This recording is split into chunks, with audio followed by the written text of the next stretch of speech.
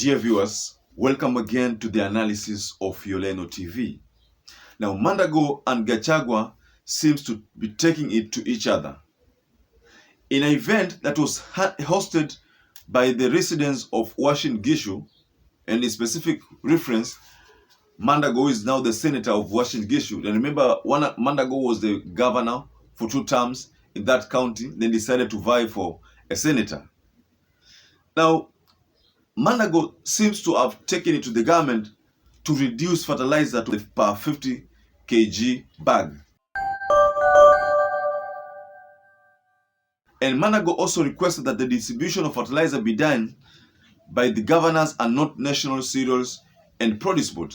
And mind you, you know that in the previous regime, the NCPB were always accused of harboring all those political cartels who always made sure that the distribution of fertilizers to the common mwananchi was hindered, and that most of the time that the prices kept skyrocketing because these cartels would play another role of seizing all these goods and making sure that they put more markups on the goods to make sure that the goods at the end of the day, the prices that are projected that are supposed to be received by the common mwananchi or the common consumers end up being prices that have been heightened.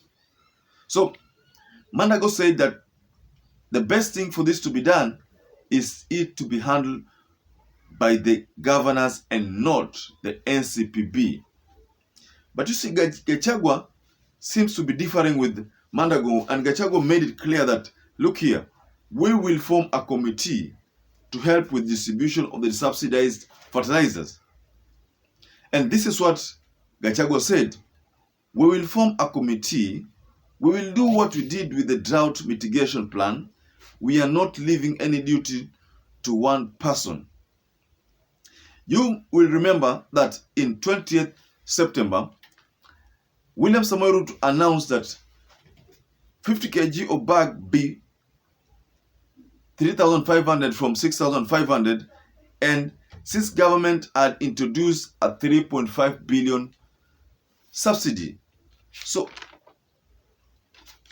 what that means is that Dr. William Samoei Ruto made it public during the inauguration ceremony that he would like to have 3.5 billion subsidy be implemented on the fertilizers, and this was supposed to be to make sure that at the end of the day, the prices of maize production or the cost of producing maize is lowered, and as a result, this will be spread into the price of unga. And that when William Samoei Ruto said that the implementation of the unga subsidy was not economical at all, and it was not something that was sustainable, and as a result, that is why the fertilizer subsidy came into place. And the recent differences in Uasin Gishu event, whereby Mandago was seen to be reading from a different script and Rigathi Gachagua answering Mandago with another point, is proof enough that the government is not on one page,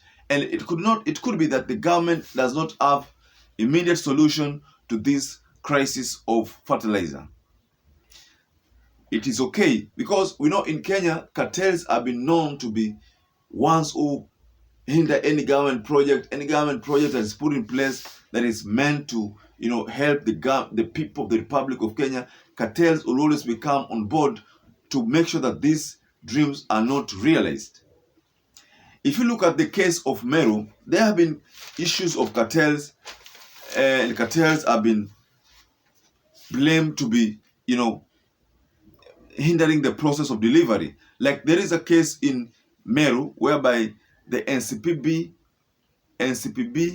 depot that is the only place that offering subsidized fertilizer for that county. It is said that fertilizer is being offered at a snail price, but they don't know what's wrong with the process. I think the Meru people are complaining about the delivery process of this subsidized fertilizer.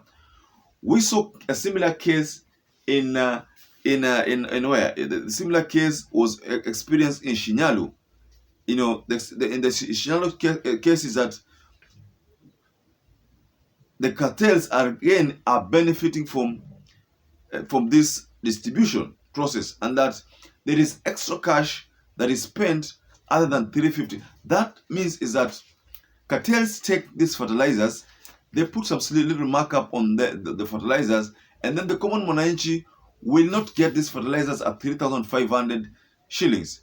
But then there will be some small markup added onto it, that if you want this bag of fertilizer, please part with around 300 extra shillings. So cartels are eating from these extra shillings charged on the fertilizer distribution. So that is why we say that the Kenya Kwanza government seems to be finding it different or finding it difficult to have the fertilizers delivered to the producers or delivered to the farmers in real time at the time of need.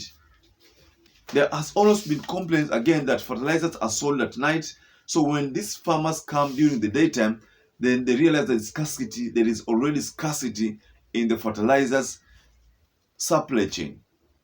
So that means the Kenya Kwanza has not been planning themselves well in this fertilizer distribution, and perhaps that's the reason why you find that there is a huge crisis in the fertilizers distribution chain. So ladies and gentlemen, do you think Gachagua is right when he said that there is a steering committee that will be formed? You see, the committee will be formed. That means this is something like it is treated as a future plan, will be formed. But already there is distribution of fertilizers going on, and there are a lot of complaints, a lot of cries about this distribution, and that most people have started to blame that cartels could be taking all these fertilizers and could be distributing them in another revised price. Ladies and gentlemen, do you think Kenya Kwanza government will succeed in their plan to have the fertilizers distributed in time and at the projected prices, the planned prices, and in real-time basis? Kindly share what your thoughts are below the comment section there, and I'll go through them one after another, and I promise to respond to each and every one of them. But I would like to urge you, as usual, if you're a first-time viewer and you've not subscribed to the channel, please take a moment and subscribe to our channel, because that's the only way you get to support our channel to grow to other avenues. So please take a moment and subscribe. And as usual, I'd like to urge you to stay safe and stay blessed as we'll meet again for another analysis.